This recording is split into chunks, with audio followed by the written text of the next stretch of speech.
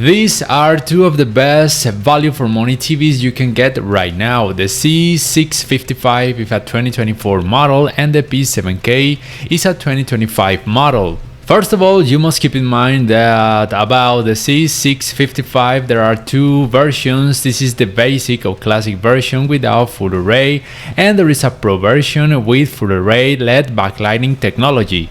This is something very important for you to know for two specific reasons. The first reason has to do with the dark scenes performance, because of course the Pro version with full array and local dimming will perform better, but remember this is the basic or classic version of the C655. Now, talking about this comparison between the C655 and the P7K, as you can see, the dark scenes performance is more than okay on both TVs. Of course, you can notice some clouding effect, but it is not so annoying compared to other TVs, especially when they have IPS or IDS panel. And the results on both models may vary according to every picture mode and also according to every scene, and also depends if the content has some HDR technology such as HDR10, HDR10 Plus, HLG, or for example Dolby Vision. And the second reason why it's so important for you to know that this is not the Pro version of the C655 has to do with the hardware. This is the classic version. It has 2 GB of RAM and the same processor as the P7K, but I've heard from some users that the C655 Pro version has a better processor and it tends to have a smoother operating system. But in this case, talking about the classic version of the C655, the smoothness of the operating system is okay, but is much better on the P7K, maybe because the processor has 5 cores instead of 4 and the CPU clock range is higher. This in practice means that the P7K will be capable of open apps faster, and when you want to rewind or go forward in a video, it responds faster compared to the C655. I'm not saying that the result on the C655 is terrible, but it's much better on the P7K, as you can see. Plus, when you open an app on the P7K and if you want to go to another app and return to the previous app, these apps remain open, while on the C655 those apps suffer some kind of reboot, which can be annoying for some users. Both TVs are compatible with the hands-free voice control function. You can enable it here and also enable the microphone located on the bottom of the TVs next to the power on button. And both models are compatible with the option known as screen mirroring, but neither of them is compatible with the picture-in-picture, multi-view or overlay screen function. In terms of inputs, both TVs have the same one USB 3.0 port, one port LAN for the internet connection, one cable in and one digital audio output, and also 3 HDMI ports. All of them might be considered as HDMI 2.1, but neither of them is compatible with the 120Hz in 4K. Only compatible with the 120Hz, but up to 1440p. And the C655 has this 3.5mm connection for a composite input. Let's go now with the performance in terms of colors and brightness. First of all, you must understand that the vertical alignment panel configuration on both TVs is the same, is UVA panel as I said, but TCL in the case of the P7K preferred to call this panel HUVA because it has better viewing angles, which I'm going to show you in a few seconds. So, in terms of colors, as you can see, both TVs have this parameter known as dynamic color. If you enable it, It shows a more saturated result, and the color saturation capacity on both TVs is great, but is much better on the P7K. Nevertheless, the color accuracy I think is much better on the C655. I also want to show you that both TVs have this blue light filter in case you need to have less eye fatigue, but of course the image will look too yellow and might be annoying in some cases. Now, in terms of brightness, in HDR10 or Dolby Vision, the difference in practice is not so noticeable. I mean, in theory, of course, it does exist. As you can see in all of the picture modes, the brightness in the C655 is higher, or at least a little higher, but I think the brightness on the P7K is more than enough for most users. I consider the high dynamic range experience on both TVs is more than okay in terms of color enhancement, also in terms of contrast and level of details. When we talk about content in SDR or standard dynamic range, the difference in terms of color and brightness is more noticeable in favor of the C655. From my point of view, both TVs perform great in this area with a good level of details, color accuracy. Besides, I wanted to show you that the C655 have this picture mode known as Smart HDR, and the P7K has this parameter known as Automatic HDR Conversion, which improves the color saturation, the contrast, and sometimes the level of details, trying to make the SDR content look like an HDR content. The gray uniformity on both TVs is more than okay. The result is slightly better on the C655 with less dirty screen effect, with less shadow on the corners on the screen. But when you watch this type of content with high color volume, I think the performance on both TVs is pretty similar, is more than good. Now, do you remember when I mentioned that the viewing angles on the P7K are better despite of having the same vertical alignment pixel configuration than the C655? Well, TCL preferred to call this technology HUVA or horizontal vertical alignment, but in practice the pixel configuration is the same of the C655. Maybe TCL added a technology known as ultra viewing angle layer on the P7K, improving, as you can see, the viewing angles, while on the C655 the viewing angles are simply terrible.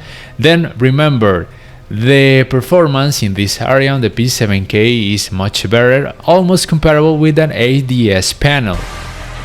The image upscaling on both TVs is pretty similar, is okay. Just remember, do not expect greatness on neither of the current 4K TVs when the content has a very low resolution.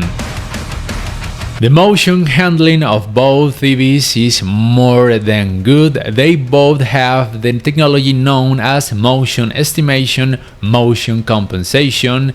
They have these parameters. The P7K has this dynamic accelerator. If you enable it, it improves a little bit more the result compared to the C655.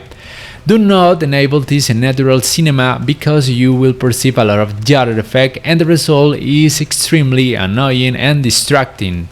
So both TVs do a pretty good job reducing a lot the judder effect, and let's say the performance is slightly better on the P7K, but not for a huge difference.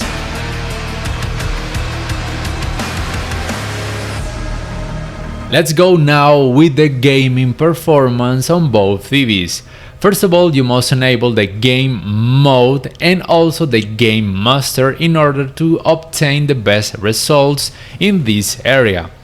I also want to show you that in some models the dynamic color parameter comes disabled out of the box for some reason. It's up to you if you decide to enable it. And also you can change the color temperature because sometimes it has a warmer result, so I prefer to put it on 0, which is a standard color temperature, not warm, not cold. And by enabling the game mode and game master option, if you press these buttons for a few seconds, a game bar will appear on the screen. The game bar of the C655 is the old version, but apparently in some countries you can update your TV unofficially. But for example, here in my country, I recommend to wait until the official update version of the software is released, so you can get a newer game bar and other functions that the P7K has. The HDI function can be enabled only if you play without Dolby Vision. You also have the option of making an aiming aid appear on the screen. You can change the shape, color, size, but the difference is that the aiming aid on the game bar of the P7K can be changed in terms of the location, which might be more useful when you play some shooter video games, first person or third person, while on the C655 this isn't possible. And let's say that the most important aspect of the game bar on the P7K is that it has these 3 picture modes, so it can be more easy when you want to change the color saturation, the color temperature more automatically, and also has this enhancement of the shadow detail in case you need more details in some video games with dark scenes, for example. Talking about the video games with dark scenes and also when they have some occasional fast movements scenes, I must say that the performance is more than okay. I have to say that personally I didn't notice too much of the ghosting effect despite of having vertical alignment configuration about the pixels, or at least I think the performance and the gaming experience is not bad at all in this type of video games. Unfortunately, I don't have a device which allows me to know the input lag times, but according to what I have experienced in practice, I have to say that the performance in this area on both TVs is more than okay. Maybe most users will be more than happy about using these TVs in this gaming area. And remember, these TVs are compatible with the 120Hz but only up to 1440p.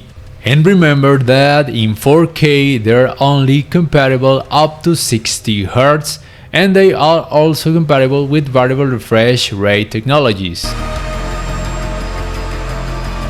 Now, in order to finish this video, I want to tell you that in terms of the speakers system, the C655 has a slight subwoofer located on the back of the TV, but this is only possible with the 55-inch sizes or a higher size.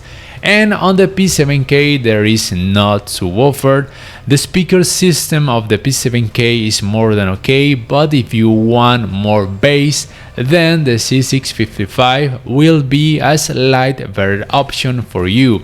The difference is not super high. At the end of this video, in a few seconds, I will show you the comparison so you can more or less notice how they will perform in real life.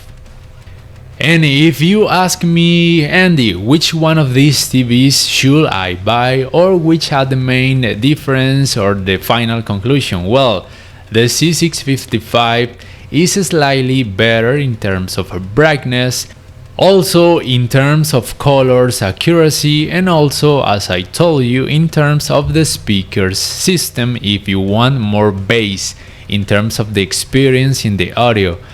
But if you want a TV with a better performance in terms of the smoothness of the operating system with a better GPU, then go for the P7K. It is not too much difference in terms of brightness in practice. So it's up to you guys. I personally prefer the P7K because I value more the smoothness of the operating system because it's much less stressful. And of course, remember that the P7K has better viewing angles in case you need that option. Please let me know at the comment section down below which one of these TVs will you buy and why. And if you enjoyed this video, please hit the like button and subscribe to my channel if you haven't already. And guys, you can help me grow my channel by making some purchases with the links I put on the description and on the first comment of this video. Being no more, thanks for watching, and until next time I will leave you with the comparison of the speaker system of both TVs.